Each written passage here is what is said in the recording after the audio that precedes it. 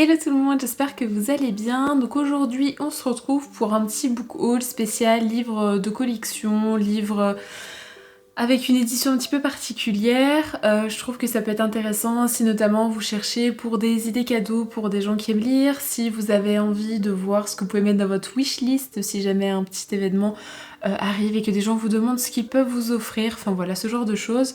Je trouve que ça peut être sympa, ça peut être aussi sympa si vous recherchez des éditions un petit peu particulières de livres que vous aimez, vous voulez voir un petit peu ce qui se fait sur le marché, ça peut être intéressant aussi. Là c'est surtout des livres que j'ai achetés ou qu'on m'a offert dernièrement, donc on va partir de novembre jusqu'à aujourd'hui, donc ça va surtout être des livres qui sont sortis ces derniers mois et il y en a certains, je sais pas depuis quand ils sont sortis parce qu'ils sont en anglais, donc ça par contre ça peut être des éditions qui peuvent dater un petit peu mais qui sont toujours facilement trouvables ou commandables.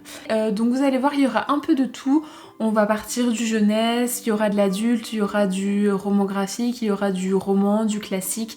Voilà, ce sera vraiment varié, donc il y en aura pour tous les goûts. Et donc je vous propose de commencer tout de suite.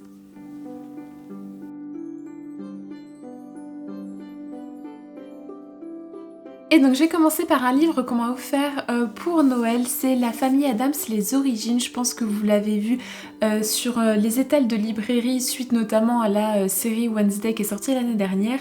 Et donc ici c'est un livre qui va être plus qu'une bande dessinée, plus qu'un roman, puisqu'ici en fait on va vous présenter les dessins qui étaient publiés dans le journal, qui sont du coup à l'origine de La famille Addams. Donc en fait les illustrations qui a fait directement Addams et qui a permis ensuite toutes les adaptations cinématographiques qu'on a eues par la suite. Donc je trouve qu'il est très intéressant, je l'ai déjà lu et en fait vous en apprenez beaucoup déjà, au-delà du fait que vous allez découvrir les dessins qui sont à l'origine de cette histoire, donc vraiment à quoi sont censés ressembler les personnages, vous apprenez en fait beaucoup plus sur par exemple les noms, tous les personnages et les différences qu'il y a eu entre les adaptations et les dessins, puisque vous avez notamment la chose qui à la base n'était pas du tout une main mais qui était une personne, enfin en tout cas était dessinée comme une personne à part entière, puisqu'en fait entre chaque dessin vous allez avoir en fait des petits moments explicatifs qui sont souvent sur un personnage en particulier. Et tout au début du livre, vous avez l'introduction avec une petite explication, notamment du dessinateur et du contexte un peu de l'arrivée de ces dessins dans le journal. Je vous le conseille énormément si vous aimez la famille Addams, mais aussi si vous avez envie d'en apprendre un peu plus et si vous vous demandez aussi d'où vient toute cette famille et comment elle a été créée au fur et à mesure, puisqu'en fait ces dessins-là ont été publiés quand même sur plusieurs années et j'ai trouvé ça extrêmement intéressant.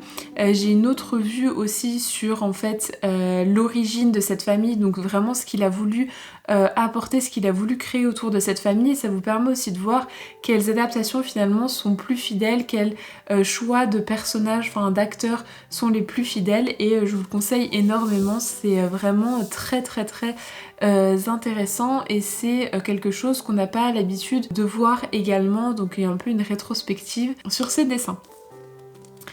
Ensuite, j'ai eu pour Noël L'enfance des méchants, des vilaines et des affreux, donc de Benjamin Lacombe. Généralement, quand il y a un nouveau album de Benjamin Lacombe qui sort, il finit sur ma wishlist puisque j'aime énormément ses illustrations, et là en plus c'était sur les méchants et j'aime énormément l'histoire des méchants, pourquoi un méchant est devenu méchant, donc là c'était parfait.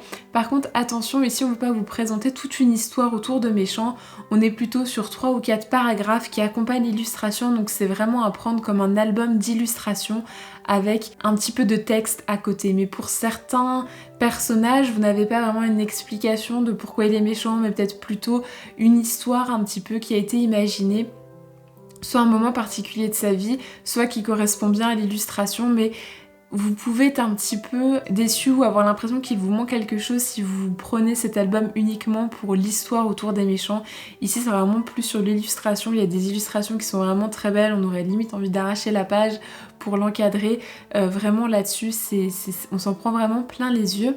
Et ce que j'aime aussi beaucoup, c'est que vous allez avoir des méchants de tout conte, histoire ou légende. On part vraiment un peu de tout. Vous pouvez avoir des méchants qu'on retrouve notamment chez Disney, mais qui sont à la base issus de contes. Vous pouvez avoir au niveau de la mythologie grecque, la mythologie nordique. Vous allez vraiment voyager autour des méchants, autour des époques. Et là-dessus, je l'ai trouvé vraiment très complet. Mais attention, on est vraiment plutôt sur un album que sur une explication autour des méchants. Mais je vous conseille énormément.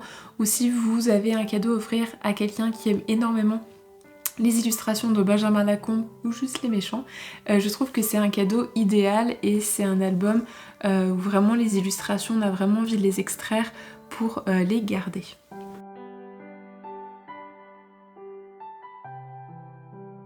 Ensuite, on va rester sur le monde des méchants et ici, on a vraiment toute une histoire qui est écrite autour des méchants. C'est des histoires qui ont été éditées, qui sont sorties il y a déjà plusieurs années. Et ici, on va plutôt rester autour de l'univers de Disney. Donc je vais vous parler en fait de l'histoire des méchants qui a été réécrite par Serena Valentino. Donc je crois qu'il y a toujours des histoires en cours, qu'il y a toujours des nouveaux livres qui sortent. Et ici en fait Disney nous a proposé en fin d'année un énorme grimoire qui reprend les premières histoires écrites par Serena Valentino et je trouve que le livre objet est vraiment très beau. Alors vous pouvez l'emmener nulle part, il doit être consulté chez vous, vous avez besoin d'une table ou d'un très gros coussin pour pouvoir le consulter. Mais le livre en lui-même est vraiment très très beau. Donc ici vous avez également le titre des histoires qui est repris dans ce grimoire et également à l'arrière. Et donc ici vous allez repartir de la première histoire qu'elle a écrite jusqu'aux étranges sœurs. Donc vous avez Miroir Miroir, l'histoire de la bête, Pauvre âme en perdition, maîtresse de tous les maux, n'écoute que moi et les étranges sœurs. Donc moi je m'étais arrêtée à Pauvre âme en perdition. Donc il me reste ces trois histoires là à découvrir, mais c'est très agréable puisque forcément vu qu'on est sur un livre très grand format, voilà, c'est quand même très très aéré, vous avez des grandes marges et vous avez un petit indice en haut de page pour savoir dans quelle histoire vous êtes. Vous avez également un petit ruban qui peut vous servir de marque-page, donc c'est vraiment un objet collection si vous aimez ces histoires-là. Moi je l'ai pris aussi surtout pour le livre objet. Je n'avais pas en fait les livres, on me les a gentiment prêtés pour que je puisse découvrir les histoires et je suis très contente finalement d'avoir attendu pour ce grimoire-là. Donc là on est, voilà, on est sur des réécritures de contes du point de vue des méchants, c'est-à-dire comme si c'est des histoires que vous connaissez, on va vraiment être focus sur le méchant. Donc par exemple pour l'histoire de la bête, mais si vous connaissez l'histoire de la Belle et la Bête, ici vous aurez vraiment cette partie-là de la bête avant même que Belle en fait ne rentre dans l'histoire. Donc voilà, si vous êtes intéressé par une réécriture uniquement sur les méchants, ce livre peut vous intéresser. Si vous êtes fan de Disney également, ou si vous connaissez une personne qui peut être intéressée par Disney ou les méchants, je trouve que c'est idéal. Ensuite, je vais vous parler du studio Minalima. Donc le studio Minalima, donc c'est deux personnes qui illustrent notamment beaucoup de livres classiques. Donc en anglais, ils sont sortis déjà depuis plusieurs années, puisque je me rappelle à Londres, j'en avais trouvé déjà plusieurs. En France, pour les avoir traduits, il faut attendre un petit peu. Et généralement, là, on était sur un par an, il me semble. Mais ce qui est bien, c'est qu'on reprend exactement les illustrations en anglais. Et donc est sorti en fin d'année, je crois, octobre ou novembre, cette fois-ci La Belle et la Bête. Donc vous avez exactement la même couverture qu'en anglais. Voilà, et ce que j'aime beaucoup avec les illustrations Minalima, c'est déjà en plus du fait que les pages, vous avez énormément d'illustrations, c'est que vous avez des petits objets qui vous permettent en fait de jouer un petit peu avec, donc c'est un petit peu interactif. Par exemple pour celui-ci, c'est en haut. Celui-ci, voilà, vous pouvez changer comme ceci. Et donc je trouve que ça apporte vraiment quelque chose en plus à la lecture, donc que vous lisiez ce livre à un public plus jeune ou alors qu'un lecteur autonome découvrent cette histoire. C'est vraiment très très sympa. Par contre pour des très très petits, attention parce que c'est quand même plutôt fragile et vous risquez peut-être des choses qui soient arrachées ou déchirées. Mais je trouve que ça apporte quelque chose en plus et c'est toujours beaucoup plus agréable pour la lecture. Donc moi je me suis pris tous ceux qui sont sortis précédemment en français, je vais vous les mettre ici et je trouve que c'est vraiment une très très belle collection, notamment quand vous la mettez ensuite dans votre bibliothèque. Donc je vais continuer à les prendre en français au fur et à mesure que Flammarion du coup les traduit et donc voilà pour celui de cette année. Et donc la particularité des studios Minalima, c'est qu'ils ont notamment travaillé aussi sur les films Harry Potter. Et donc aujourd'hui, en fait, ils éditent les Harry Potter, mais illustrés par eux. Donc on est au 3e et donc cette année est sorti Harry Potter, enfin cette année, l'année dernière du coup, fin d'année dernière est sorti Harry Potter et le prisonnier d'Azkaban. Donc moi je les prends en anglais puisque du coup je fais cette collection là en anglais. Et donc il est vraiment très très beau. Et je les trouve totalement légitimes en fait de illustrer ces histoires-là vu qu'ils ont participé en fait au film. Donc vous avez énormément aussi d'objets. Vous pouvez jouer avec en fait hop, en lisant l'histoire, donc ça apporte vraiment quelque chose en plus. C'est des livres bien entendu qui coûtent plus cher, il y a tout un travail. Et je trouve aussi, contrairement à par exemple le livre illustré de Jim Kay, ici vous avez vraiment des illustrations sur chaque page, là où plus on avançait, moins il y avait d'illustrations qui s'expliquent aussi par la longueur des histoires. Mais je trouve que vraiment, si vous cherchez une collection Harry Potter à faire, vous n'êtes pas sûr, ou alors vous voulez offrir une collection Harry Potter, je trouve que celles-ci, elles valent vraiment le coup, même si elles ont aussi un certain coût, parce que je trouve qu'il y a un vrai confort, un vrai plaisir de lecture avec celles-ci, donc n'hésitez pas à les feuilleter en librairie si jamais vous hésitez entre plusieurs éditions. Et du coup moi je les prends en anglais puisque j'ai les grands formats Jim Kay en français. Donc voilà pour les Minalima. On va continuer jeunesse pour ensuite passer sur plus adulte. Donc les derniers jeunesse que j'ai à vous présenter, je pense que ceux-là aussi vous avez dû les voir passer. Je crois qu'ils sont sortis soit pour Halloween, soit un petit peu après.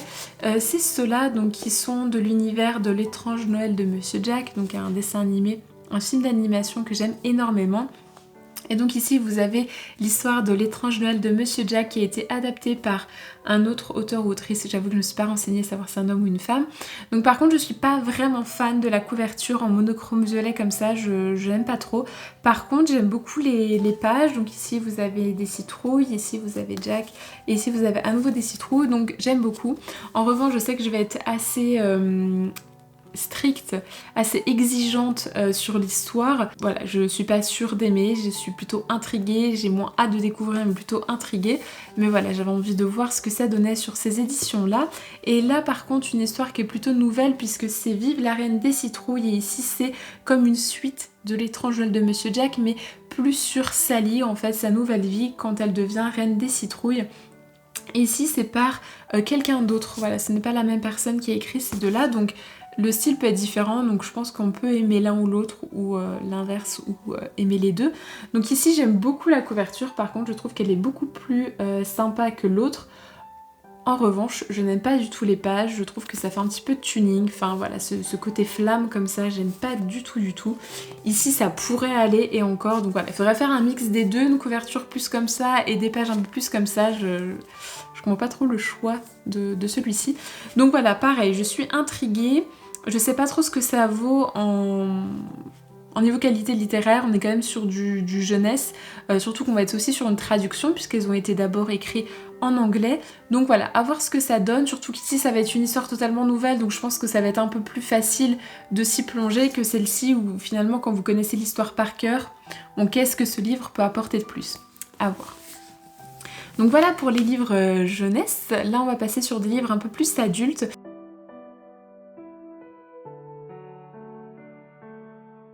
Et donc j'avais envie de vous montrer le nouveau livre qui est sorti aux éditions Jean de Bonneau. Donc Jean de Bonneau c'est une maison d'édition qui fait des livres vraiment de collection, des livres de bibliothèque, des livres qui sont faits avec quand même beaucoup de qualité tant sur la couverture que au niveau du papier. C'est vraiment des livres de collection. Et donc cette année ils ont sorti 1984 et quand j'ai vu en fait le choix éditorial qu'ils ont fait, j'ai tout de suite foncé. Donc voilà en fait ce qu'ils ont fait pour 1984. Donc on est sur du hardback, on est sur une couverture en cuir. Les pages du dessus, comme beaucoup de leurs collections, sont dorées. Pas pour le reste, et on est sur un papier qui est beaucoup plus qualitatif, on sent qu'il est beaucoup plus épais, et étant donné que je l'ai précommandé, j'ai notamment mon livre qui est numéroté, et donc à chaque fois leur livre se présente de la même manière. Vous avez aussi un ex-libris, et vous avez de temps en temps des petites pages comme ça avec des illustrations. Par moments c'est beaucoup plus abstrait, mais sinon vous êtes sur le roman tel quel, voilà. Donc je suis très contente d'avoir cette histoire que j'aime beaucoup dans cette édition là, qui est vraiment beaucoup plus de collection. C'est des livres qui ont un certain coût. J'ai commencé en fait à en collectionner certains suite à mon calendrier de l'Avent de l'année dernière où ma binôme m'avait offert mon premier livre Jean de Bonhomme, mais j'avoue que je les achète d'occasion puisque c'est des livres qui coûtent très cher et de toute manière sur leur site vous n'avez plus certains ouvrages, ils gardent une quantité limitée et donc la seule façon de toute manière de les trouver c'est d'occasion, et aujourd'hui vous pouvez en trouver quand même beaucoup à des prix quand même beaucoup plus réduits. Certains, parce qu'ils sont anciens, ont des prix qui augmentent, mais celui-ci j'aime beaucoup en fait l'originalité de leur couverture qui est vraiment différente par rapport à ce qu'ils font d'habitude. D'habitude on est sur quelque chose de beaucoup plus classique, et j'ai trouvé celui-ci vraiment très très beau, donc j'ai décidé de le prendre dans cette collection là, et ça va être mon premier, peut-être mon seul Jean de Bonneau neuf que j'achète. Ensuite, une autre maison d'édition qui a tendance à rééditer des classiques que j'aime beaucoup, c'est la maison Thibert. Donc je vous avais déjà montré dans d'autres vidéos d'autres livres que j'avais d'eux, et donc cette année, enfin l'année dernière pardon, ils ont lancé une campagne Ulule, donc en fait une campagne où vous aidez à financer ce projet, vous mettez de l'argent dans ce projet, et puis vous avez des contreparties qui vous permettent ou non d'avoir le livre, et ça vous permet en fait d'aider la maison d'édition à lancer le livre. Et donc cette année c'était 24 heures dans la vie d'une femme, et en fait j'ai découvert Le Joueur d'échecs, donc du même auteur, juste avant de recevoir celui-ci, et j'ai adoré Le Joueur d'échecs, vraiment un coup de cœur. Donc j'étais très contente quand j'ai reçu 24 heures dans la vie d'une femme pour découvrir à nouveau un autre ouvrage de cet auteur. Et donc j'aime beaucoup les illustrations, donc la particularité de Thibert Édition c'est qu'ils illustrent ces classiques qu'ils rééditent, et en fait ils font appel à différents illustrateurs, illustratrices, donc en fonction en fait de ce choix-là, vous pouvez plus ou moins aimer le résultat du livre, et donc ça, il peut arriver que des fois vous n'avez pas envie en fait forcément d'avoir ce classique dans cette édition-là parce que vous accrochez peut-être pas avec le dessin. Moi j'ai vraiment beaucoup aimé les illustrations pour ce livre-là. Et donc dans cette histoire-là, il est question de jeux d'argent, de jeux de casino, et c'est le choix qu'il a été fait notamment pour les illustrations. Vous avez quelques illustrations comme ça, et sinon vous avez plus en portrait, et les pages sont violettes dans ce cas. C'est vraiment un plaisir de lecture puisque du coup c'est très aéré, puisqu'au final je pense que le livre est pas très épais à l'origine, et donc ici ça vous permet vraiment un confort de lecture, et donc du coup ça leur a permis aussi vraiment d'avoir de la place au niveau des illustrations. Donc je vous recommande vraiment de regarder un petit peu le catalogue de chez Thibert Édition, même s'ils lancent la plupart de leurs nouveaux livres via un financement participatif. Vous avez sur leur site ensuite les livres qui sont disponibles à l'achat, donc n'hésitez pas à aller voir, et certains sont disponibles aussi en librairie. Et donc celui-ci, vu que j'avais participé à la campagne de financement, j'ai également aussi mon exemplaire qui est numéroté, donc quand on fait les collections de livres, avoir un exemplaire numéroté, c'est un peu comme avoir une dédicace, c'est toujours plus sympa. Donc voilà pour ces maisons d'édition particulières. Ensuite on va passer aux livres en anglais, puisque quand je suis allée chercher le livre Harry Potter 3, je suis allée directement dans une livre qui ne vend que des livres en anglais, donc forcément j'ai un petit peu flâné, et j'ai notamment trouvé ce très beau livre qui est parfait pour la saison hivernale. Donc c'est un livre en hardback, et ici en fait ça va être un recueil de plusieurs histoires ou nouvelles écrites par différents auteurs ou autrices sous un même thème, et donc ici il s'appelle The Winter Spirits, donc les esprits d'hiver, et en fait ce sont des contes de fantômes pour des nuits glaciales. Et donc vous avez toute une liste d'auteurs et d'autrices qui ont écrit ces petites nouvelles. Donc au-delà du fait qu'il est très très beau, je trouve que c'est parfait. Vous pouvez du coup piocher un petit peu des histoires pendant l'hiver ou pas, vous faites d'ailleurs ce que vous voulez. Et du coup au niveau de l'anglais, bah, ça va forcément varier en fonction de l'histoire puisqu'ils sont écrits par différentes personnes. Donc à vous de piocher, de voir un peu si c'est accessible pour vous. Mais je le trouve vraiment très très beau et je trouve que en France, ou notamment les livres en français, on manque cruellement de jolies éditions comme ça qui sont très très belles aussi dans les bibliothèques. Et donc ensuite on part vraiment sur du classique puisqu'on va parler d'Agatha Christie et donc j'ai découvert ces éditions là qui sont aussi en anglais, en hardback et j'aime beaucoup puisqu'en fait on va recueillir plusieurs histoires d'Agatha Christie mais sous un même thème et donc du coup le livre en lui-même est illustré en fonction. Donc ici vous avez par exemple Midwinter Murder, donc comme ceci, je le prononce à la française, hein. Vous avez aussi des illustrations là et donc du coup au début vous avez la liste en fait, hop, des histoires que vous aurez en fait dans ce recueil, donc ça vous permet en fait d'avoir un petit peu des histoires. Et donc ça je les ai découverts puisqu'en fait il y a un de ces livres que j'ai mis dans le calendrier de l'Avent de cette année à ma binôme, ici l'aventure de Christmas Pudding. Et donc ici vous aurez 6 histoires dans celui-ci et hop, illustré comme ceci. Le dernier que j'ai pris c'est Hercule Poirot Christmas, donc le Noël d'Hercule Poirot. Et ici est-ce que c'est qu'une seule histoire? Hop. Et ici du coup vous aurez qu'une seule histoire et vous avez notamment comme à chaque fois la liste de tous les Agatha Christie qui sont disponibles. Donc cela n'hésitez pas en fait à les voir soit en librairie qui ne vend que des livres en anglais, soit à commander pour voir si l'anglais est abordable. Ce qui est bien aussi avec les Agatha Christie, c'est que vous pouvez en trouver énormément en e-book et que ce soit sur liseuse ou sur téléphone ou tablette, vous avez parfois la possibilité en fait en cliquant sur un mot d'avoir la traduction. Ça peut être aussi utile pour se mettre aussi à la lecture en anglais, notamment pour vous éviter en fait d'à chaque fois vous sentir frustré si vous devez vous arrêter pour comprendre la signification d'un mot à chaque fois. Donc voilà pour moi pour cette petite présentation de livres de collection, livres un petit peu particuliers que j'ai eu ces derniers mois. J'espère que ça vous a plu, que ça vous a donné des idées.